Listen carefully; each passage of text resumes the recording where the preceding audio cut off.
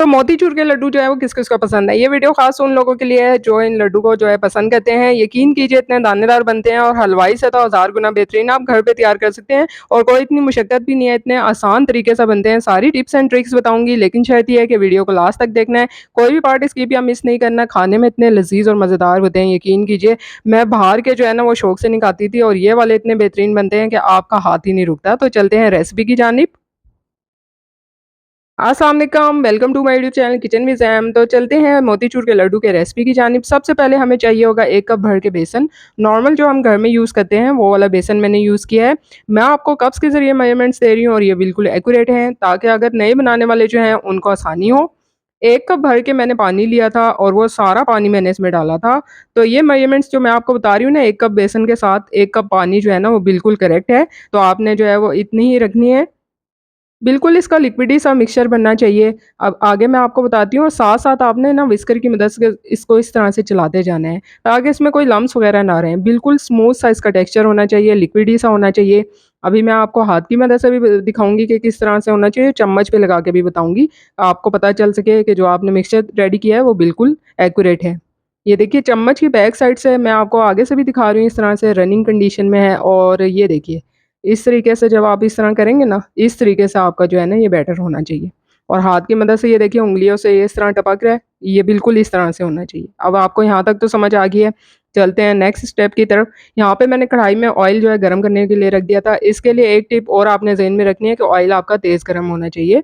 मतलब आपने जो है वो आँच उसकी तेज़ रखनी है।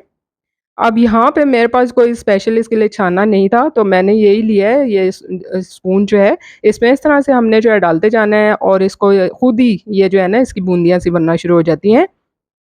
थोड़ा-थोड़ा करके आपने जो है वो इसमें डालना है और साथ-साथ इसको जो है ना आपने फ्राई करते जाना है। तेल आपका अच्छे से गरम होना चाहिए। कोई भी आप सुराख वाला ना इस तरह से स्पून ले लें, जो ये हम कपगीर वगैरह भी जिसको कहते हैं, इस तरह से हम यूज़ करते हैं ना जो चावल वगैरह के लिए, छोटे सुराख वाली, वो आप वो वाला स्पून इसमें जो है यूज़ कर सकते हैं।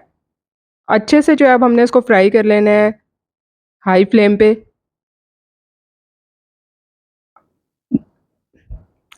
ये देखिए साइड से मैं आपको दिखा रही हूँ, बिल्कुल इस तरह से बारीक-बारीक ना इसकी इस तरह से बूंदियाँ बनेंगी। तो कोई स्पेशल आपको इसके लिए ना छानने की ज़रूरत नहीं है कि अगर वो होगा तो ही हम मोतीचूर के लड्डू बनाएँगे वरना हम नहीं बना सकते। हम चीज़ों को जितना सिंपल और ईज़ी बना सकते हैं उतना बनाना चाहिए। इस तरह से मैंने बाकी भी डाल के जो है वो इस पका लिया था। अब इसको थोड़ा-सा आपने ना बिल्कुल थोड़ा-सा ठंडा होने देना है। उसके बाद आपने ना इसको चॉपर में डाल के ना थोड़ा-सा ऐसा चला लेना है कि दरदरा सा होना चाहिए। बहुत ज़्यादा आपने इसका पाउडर नहीं बना लेना, क्योंकि जो मोतीचूर के लड्डू होते हैं ना वो दानेदार होते हैं, आपने नोट किया होगा। तो इसमें बिल्कुल इसको हमने पीस के ना इसका फाइन पाउडर नहीं बना लेना। ये देखिए मैं आपको हाथ से भी दिखाती हूँ कि थोड़ा-सा दरदरा सा है इस तरीके से। तो आ जाते हैं अब नेक्स्ट स्टेप की तरफ, जो कि है हमने शीरा बनाना है। ना तो हमने 1 तार का बनाना है, 2 तार का। इसमें मैंने 2/3 कप जो है वो शुगर लिया है, दानेदार चीनी। आधा कप जो है मैंने पानी डाल दिया था। अब क्वांटिटी आपने याद रखनी है। 2/3 कप जो है मैंने इसमें शुगर लिया था और आधा कप पानी डाल दिया है। बिल्कुल एक्यूरेट होता है इस बेसन की क्वांटिटी के हिसाब से ये शीरा। साथ ही मैंने इसमें येलो फूड कलर डाल दिया है। मैंने लिक्विड डाला है तो मैंने इसमें तकरीबन जो है ना वो 1 टीस्पून के बराबर डाला है। इलायची डालनी थी, बाद में मैंने निकाल ली थी। आप इलायची पाउडर भी इसमें डाल सकते हैं। अब ये जो हमने इसको चॉपर में पीसा था ना दरदरा सा, वो इसमें डाल देना आपने। आपने 1 तार 2 तार का शीरा नहीं बनाना, बस जस्ट उसमें जो है ना शुगर मेल्ट करनी है और साथ ही मैंने इसमें चारों मगज़ भी डाल दिए थे। अब हमने इसको इतनी देर तक पकाना है कि ठीक सा हो जाए ना शीरा, इसका बिल्कुल जो है वो इसके अंदर अच्छे से पक के जज़ब हो जाए।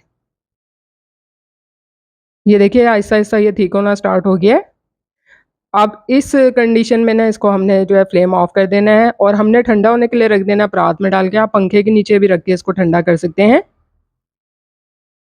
तो यहाँ पे मैंने इसको जो है इस तरह से परात में डाल के पंखे के नीचे ठंडा होने के लिए रख दिया था।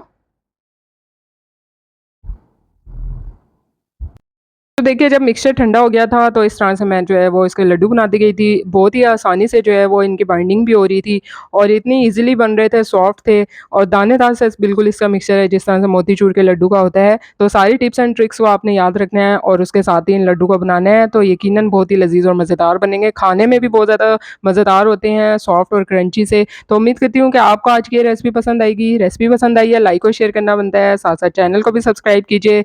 इतनी आसान रेसिपीज़ आपको कोई नहीं दे सकता, तो प्लीज़ मेरे चैनल को शेयर भी कीजिए और जल्द मिलूँगी नई रेसिपी के साथ। अल्लाह हाफ़िज़।